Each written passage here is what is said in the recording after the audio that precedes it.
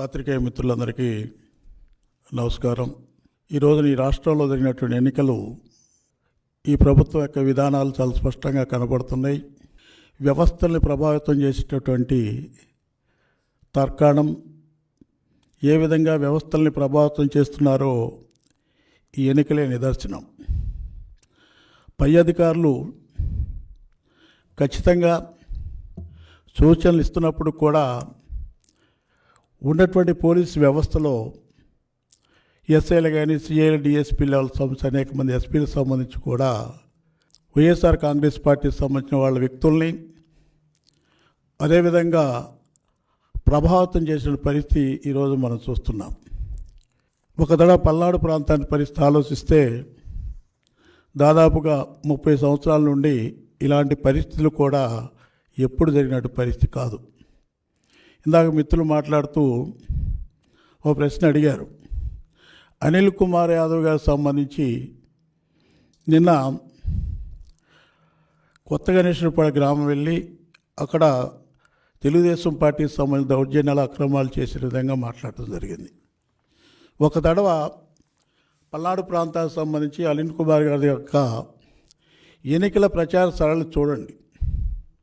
ఎప్పుడు కూడా పల్నాడు ప్రాంతాన్ని అభివృద్ధి చేస్తాను, ఈ నియోజకవర్గం అభివృద్ధి చేస్తున్న మాటను మాట్లాడెక్కడ లేదు.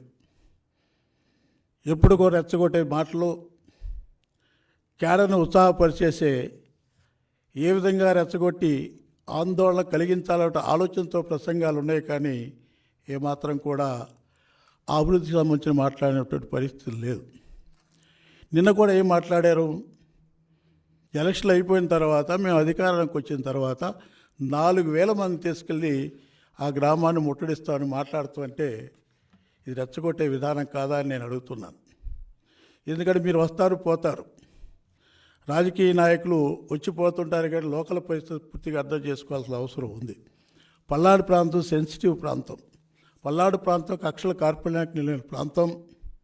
ఆ ప్రాంతం ఇప్పుడే దాదాపుగా 10-30 సంవత్సరాల నుంచి కూడా ఎలాంటి కక్షల కార్పణ్యాలకు లేకుండా కూడా అందరూ కూడా ప్రశాంత జీవితం గడుపుతున్న పరిస్థితుల్లో మీ స్వార్థం కోసం, మీ అధికారం కోసం, మీ సంపదన కోసం అనేక విధాలుగా రచ్చుకునే విధానాల్ని తప్పనిసరిగా ప్రజలు అర్థం చేసుకోవాలా.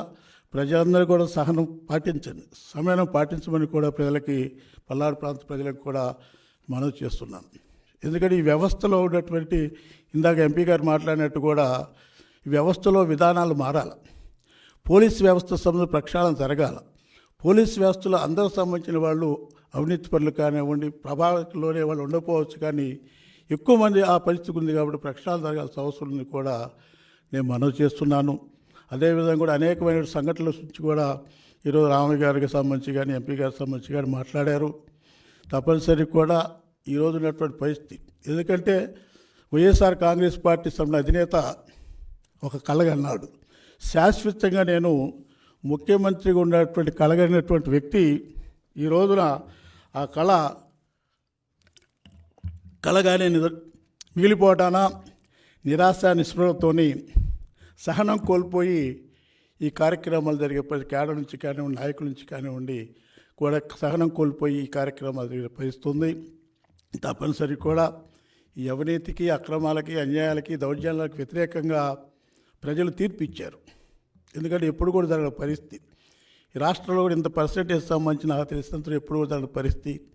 అంటే ప్రభుత్వానికి వ్యతిరేకంగా ప్రజలు తీర్పు ఇచ్చారు. ఈ తీర్పుగా గమనించాలి. విజయం వచ్చినప్పుడు ఆనందపడతాం, అదేవిధంగా ఉన్నటువంటి నష్టం జరిగినప్పుడు కానీ, అపజయం జరిగినప్పుడు కానివ్వండి, ఆ విధంగా ఉన్నటువంటి నిరాశ నిస్పృహలకు గురి కావటం కరెక్ట్ పద్ధతి కాదు. ఈ రాష్ట్రాన్ని రక్షించాల్సిన అవసరం ఉంది.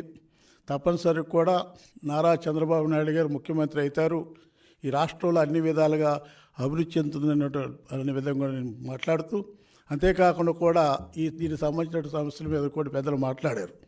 అన్ని చోట్ల అందరూ కూడా సమయాన్ని పాటించమని, తెలుగుదేశం పార్టీకి సంబంధించినటువంటి కార్యకర్తలకు సంబంధించి నాయకులు కూడా సమయాన్ని పాటించండి, కక్షల కార్పణ్యాలకు కూడా ఎలాంటి కక్షల కార్పణ్యాలు పోకుండా సమయాన్ని పాటించమని, అదేవిధంగా కూడా ఈ కమిటీ కూడా తప్పనిసరి కూడా అన్ని ప్రాంతాలు సందర్శించి ఆ ప్రాంతంలో శాంతి నెలకొల్పే విధంగా, అదేవిధంగా తెలుగుదేశం పార్టీ కార్యకర్తలకి, నాయకులకు ధైర్యం చెప్పే విధంగా కూడా ఈ కమిటీకి సంబంధించిన వాళ్ళందరూ కూడా వెళ్తామని కూడా మనం చేస్తాం.